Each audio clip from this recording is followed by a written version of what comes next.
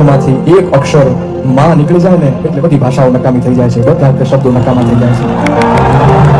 કોઈ કન્હૈયાનું ભક્ત હોય, કૃષ્ણનું ભક્ત હોય તો એને 3 અક્ષર તો બોલવા જ પડે. ત્યારે ભગવાન આવી ઉભો રહે, કન્હૈયા કન્હૈયા બોલે ત્યાં ત્રીજો અક્ષર પતે નો પતે ત્યાં ભગવાન પોતે આવીને ઉભો રહી જાય. પણ એને 3 અક્ષર તો બોલવા પડે. કોઈ ભગવાન રામનું ભક્ત હોય તો એને 2 અક્ષર બોલવા પડે, રામ. એ રા ને મ પૂરો થાય નો થાય ત્યાં ભગવાન રામ એની વારે આવીને ઉભા રહે, એમાં શંકા નથી. પણ દુનિયાનો કોઈ એકાક્ષરી મંત્ર હોય ને તો એ કેવળ માં છે કે જે માં શબ્દ મોઢામાંથી નીકળે ને એની પહેલા માં આવીને ઊભી હોય કે મારા દીકરાને શું થયું, મારી દીકરીને શું થયું. હે બાપ, કોઈ દુઃખની આડી ઊભી રહી જાય, ગમે એવડી મોટી મુસીબત હોય એની આડી ઊભી રહી જાય. એ મને અને તમને જન્મ દેવા વાળી મારી અને તમારી જનેતા છે, માં છે. એના માટે છે કવિ કાગે કીધું કે લાખો એક જતા મને કરોડો ના આખર કામના. ભલે ને કરોડો અક્ષર હોય દુનિયામાં પણ મારા માટે નકામું થઈ જાય બધું માં નીકળી જાય એટલે. કારણ કે મોઢે બોલું જો ને માં ત્યાં તો મારા કોઠાને ટાઢક વળે, કોઠાને ટાઢક વળે. તો સુકામાં સુવાડે મિલે બોલી પોતે પીડાવા પંતે ચલી સ્વાદ થોડો. મને સુખ માટે કટું કોણ ખાતું, મહારે જવાળી દયાળી જમાતું, મહારે જવાળી દયાળી જમાતું, મહારે જવાળી દયાળી જમાતું.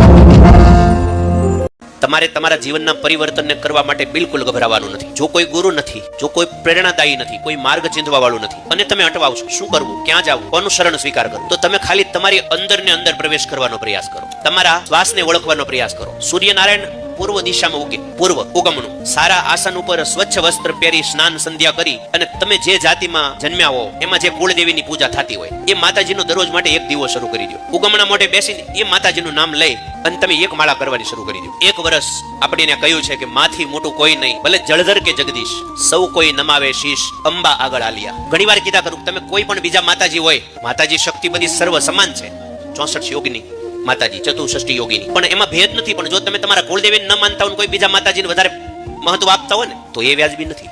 પહેલી તમારી માં, આપણે ત્યાં કહેવત છે માઈ માન બીજા બધા વગડાના. આપણી માં હોય આપણને ક્રોધ કરતી હોય, બરાબર ન રાખતી હોય, માથાકૂટ કરતી હોય, થોડુંક આપણને વધારે રિપેર કરતી હોય, અને બીજે કોઈ પાડોશમાં કામમાં તેમાં આપણને કોઈ માડી એવા વધારે પ્રેમી લાગતા હોય, ભક્તિ વાળા લાગતા હોય, લાગણી વાળા, તો કઈ આપણે એને માં કહેવા ન જવાય. હે, આપણી માને જ માં કહેવાય ને, કાતરિયા છે. એટલે કહ્યું કે માઈ માન બીજા બધા વગડાના, માથી મોટું કોઈ નહીં, ભલે જળધર કે જગદીશ, સૌ કોઈ નમાવે શીશ, અંબા આગળ આલિયા.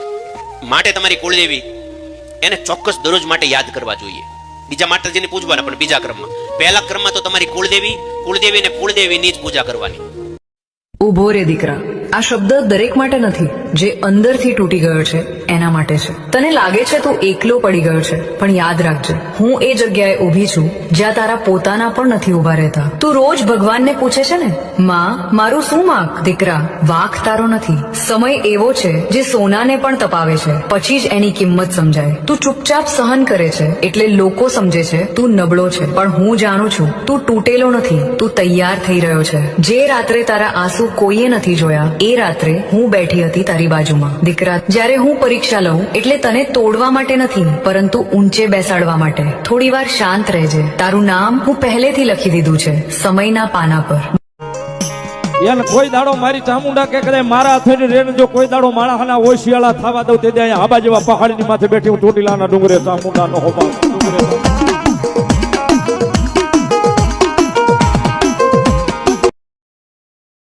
આજના સમયમાં લોકો ભગવાનને માથું નથી નમાવતા, પણ જરૂર પડ્યા પછી જ જાય છે. કોઈ કહે છે દુઃખ નથી મળતું, કોઈ કહે છે પૈસા નથી રહેતા, કોઈ કહે છે ઘરમાં શાંતિ નથી. લોકો દોડે છે જ્યોતિષ પાસે, ભુવા પાસે, પણ એક વાર કોઈ કહેતું નથી ભગવાનને દેખાડા નથી ગમતા. ભગવાનને અંદરનો ભાવ જોઈએ. ચોલ્લો પહેરવાથી નહીં, માળા ગળે નાખવાથી નહીં, ભક્તિ અવાજે બોલવાથી પણ નહીં. સાચી શક્તિ ત્યાં છે જ્યાં નામ મનમાં ચાલે. હું તને એક જ માર્ગ કહું છું દીકરા, કોઈ યંત્ર નહીં, કોઈ તંત્ર નહીં, કોઈ ભારે વિધિ નહીં, માત્ર નામ, સાચા ભાવ ભાવ સાથે. જ્યારે તું એ નામ કોઈને બતાવ્યા વગર મનથી લેશે ત્યારે તારી કુળદેવી શબ્દ વગર સાંભળે છે. ઘરના ઝઘડા શાંત થવા લાગે, અટકેલા કામ સરકવા લાગે અને રસ્તા આપમેળે ખુલવા લાગે. પણ યાદ રાખજે, આ રસ્તો દેખાડાનો નથી, આ રસ્તો ગુપ્ત છે. જે બોલે છે એ ખાલી રહે છે અને જે મનમાં રાખે છે એ આગળ વધે છે. દીકરા, ભક્તિ બજારમાં વેચાતી નથી, એ હૃદયમાં રાખવાની હોય છે. અને જ્યારે ભક્તિ સાચી થાય ત્યારે કુળદેવી સામે આવીને કશું કહ્યા વગર બધું ઠીક કરી જાય છે. જે સમજ. બીજું, તમારી કુળદેવી એકની એક હોવી જોઈએ. આજકાલ આ ક્રેઝ બહુ વધ્યો છે કે બધા આને માને છે એટલે અમે એની પાછળ દોડીએ. પણ તમારી કુળદેવી જે છે, તમારા વંશ પરંપરાઓમાં આવેલી છે, તમારા વડવાઓની પૂજિત છે, અને જે કુળદેવી આપી શકે, શાસ્ત્ર કહે બીજે ક્યાંય ન મળી શકે.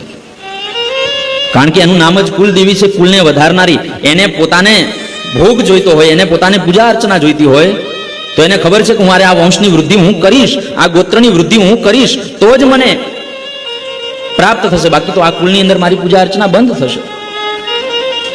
એટલે ક્યારેક કુલદેવી ન બદલાવી જોઈએ. અને બ્રાહ્મણો માટે તો બ્રાહ્મણોત્પત્તિ માર્તંડ નામનો ગ્રંથ છે, જેની અંદર ગોત્ર સાથે કુલદેવી, આપના ગણપતિ, આપના ભૈરવ, આપના શિવ, આપની શાખા, બધું જ સવિસ્તાર બ્રહ્માજીથી લઈ આ બ્રહ્મસ્તંભ પર્યંત. એ માતાજીઓ તો ઘણી છે, પણ આઈ શ્રી ખોડિયારમાં ભગવતી જગદંબા એવી છે કે એના માટેનો એક કવિ શ્રી દાદે દુહો લખ્યો છે ભરતભાઈ, કે ખોડિયાર છે કેવી કે વીરને રણની વાટમાં અને કોકની કાયર જીવ કરે. આ તો સંસાર છે, એની સામે આપણે બધાને લડવાનું છે સુરવીર બનીને. પણ એ સુરવીરને કદાચ સંસારમાં કાયર જીવ બની જાય, કદાચ કોક દિવસ આપણને એમ લાગે કે આપણે હવે કઈ નહીં કરી શકીએ, આ સંસારની અંદર વીરને રણની વાટમાં અને જો કોકની કાયર જીવ કરે તો એને કહેજો કે ખાલી માં ભગવતી ખોડિયારને ખાલી એકવાર યાદ કરે. આ તો વીરને રણની વાટમાં કાયર જીવ કરે. આ તમારું ઓડિયન્સ નું ટેસ્ટિંગ હતું, તમે તાલી બરાબર પાડો છો લ્યો, એટલે મારી વાત બરાબર આવશે.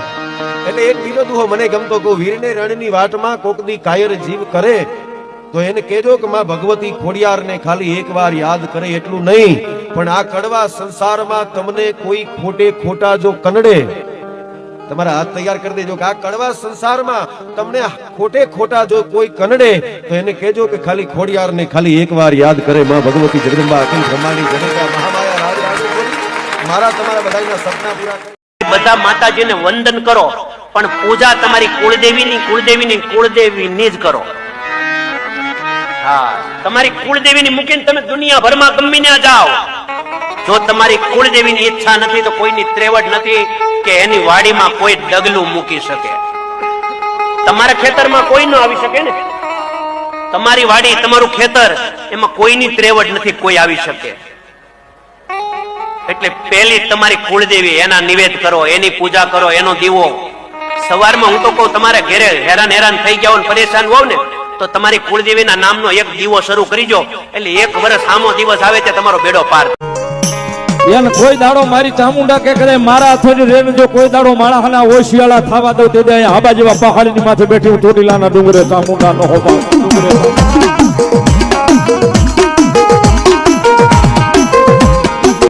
દીકરા, આ પૂનમ સામાન્ય નથી, કારણ કે આ પૂનમમાં કેટલાક દીકરાઓને પહેલીવાર કુળદેવીના દર્શન થાય છે. આ મજાક નથી દીકરા, આ વાત 99% લોકોને ખબર નથી. દરેકના ઘરે કુળદેવી હોય છે, પણ દરેક દીકરો એ દર્શન માટે તૈયાર નથી હોતો. પૂનમની રાતે માં સામે નથી આવતી, માં મનમાં ઉતરે છે. દીકરા, ધ્યાનથી સાંભળજે. પૂનમના દિવસે ઘરમાં મન શાંત રાખજે, ઝઘડો નહીં, દેખાડો નહીં અને કોઈને ખોટું નહીં બોલજે. જો ઘરમાં ગાય હોય તો એને શ્રદ્ધાથી રોટલો આપજે. આ દાન નથી, આ ઓળખ છે. રાત્રે જ્યારે ઊંઘ આવે ત્યારે તારી કુળદેવીનું નામ 7 વાર ધીમે લઈજે. ચામુંડા હોય, મેલડી હોય, મહાકાળી હોય, જે હોય એ નામ લઈ ચૂપચાપ સૂઈ જજે દીકરા. સપનામાં માં આવે તો આશ્ચર્ય ન કરજે, અને જો સપનું ન આવે પણ દિલ હળવું થઈ જાય તો સમજજે માં તને સ્પર્શ કરીને ગઈ છે. આ ચમત્કાર નથી દીકરા, આ તો કુળદેવી અને દીકરા વચ્ચેનો સંબંધ છે. બેટા, મારી વાત ધ્યાનથી સાંભળજે. હું તારી રક્ષક છું, તને હંમેશા સંભાળનારી છું. જિંદગીમાં કેટલા પણ તોફાન આવે, ડરજે નહીં. જ્યારે તારો પગ લથડે ત્યારે સૌથી પહેલો હાથ હું જ ધરવા આવું છું. તારા દિલનું દુઃખ હું સમજુ છું, પણ હિંમત ના હારજે. સફળતાના દ્વાર તારા માટે જ ખુલશે. મારો વિશ્વાસ ક્યારેય ન છોડજે. કારણ કે અડગ ભક્તિ હોય અહીં તો સમય આવે ત્યારે જ માણસ ઊભો થાય છે. આજે તારો વારો નથી એટલે તું નાનો લાગે છે, પણ યાદ રાખજે સમય ફેરવાય ને તો એ જ લોકો તારી આગળ હાથ જોડશે. કારણ કે હું દીકરાને રડતો નથી જોતી, મજબૂત બનતો જોઉં છું. કરમ કર્યા છે તો ફળ તો આવશે જ, એ વિધિનો કાયદો છે. પણ યાદ રાખજે દીકરા, જો તું મારી ભક્તિ અંદરથી કરશે ને દેખાડા વગર, તો વિધિના લેખમાં હું જાતે મેખ મારી દઈશ. તને લાગશે હું એકલો છું, પણ સાચું કહું હું તારા શ્વાસમાં બેઠી છું. રાતે ઊંઘ નથી આવતી ને, એ રાત હું જોઉં છું. દુઃખ કોઈને નથી કહેતો ને, એ દુઃખ મને ખબર છે. હું વચન આપું છું દીકરા, તું સાચો રહીશ, મહેનત નહીં છોડે અને મને ભૂલશે નહીં તો તારો વાળ પણ વાંકો નહીં થવા દઉં. તો બ્રાહ્મણ મંત્ર બોલે એટલે ભગવાનને આવવું પડે એવું વચન શાસ્ત્રમાં ભગવાને આપ્યું છે. પણ તમને ખબર છે, પૂજા કે યજ્ઞ કે ગમે તે સત્કર્મ કરીએ, સારા કર્મ, અને પછી એ પૂજા પૂરી થઈ જાય પછી બધાને વિદાય આપવાની હોય, ત્યારે બ્રાહ્મણો એમ કહે આવાનાય મંત્ર બોલે અને પછી પાછા ઉત્થાપનના મંત્ર બોલે. ગચ્છ ગચ્છ સુર શ્રેષ્ઠ સ્વસ્થાને પરમેશ્વર. હે પરમાત્મા, અમારું વિધિ પૂરી થાય છે, હવે તમે તમારા સ્થાને જાઓ અને સારું કામ જ્યારે કરીએ પાછા બોલાવી ત્યારે આવજો, એવી બ્રાહ્મણ પ્રાર્થના કરે. એમાં બધાને વિદાય આપે. પણ બે દેવને વિદાય આપવાની મનાઈ છે. બે દેવને ક્યારેય વિદાય ન આપવી. એમાં એક છે ગણપતિ અને એક છે કુલદેવી. પોતાના કુળદેવી અને ગણપતિને વિદાય ન આપવી. બ્રાહ્મણને વિધિ પૂરી થઈ જશે યજ્ઞની કે કોઈ પણ, એમાં ગણપતિ અને કુળદેવીની વિદાય નહીં આપે. એની વિદાય આપવાની નવી કાયમી આપણા ભેગા છે જ, પરમેનન્ટ સાથેની વિદાય આપવાની નથી.